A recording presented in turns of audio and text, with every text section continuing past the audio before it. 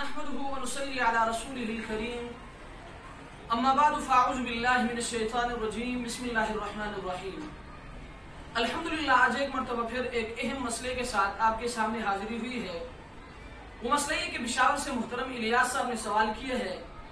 ان کا سوال یہ ہے کہ اگر کوئی چیز خریدتے وقت اٹھانے کی وجہ سے یا غلط کھولنے کی وجہ سے یا گر کر وہ چیز ٹوٹ جائے تو اس کا نقصان کس پر ہوگا؟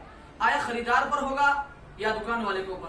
ان کا کہنا یہ کہ اکثر و بیشتر ہم کہیں جاتے ہیں، کوئی چیز خریدتے ہیں تو خریدتے وقت وہ چیز اٹھانے کی وجہ سے یا غلط کھولنے کی وجہ سے یا کسی اور وجوہات کی بنا پر وہ چیز ہمارے ہاتھ سے ٹوٹ جاتا ہے تو اکثر و بیشتر یہ ہوتا ہے کہ دکان والا اس کا نقصان خریدار سے ہی لیتا ہے۔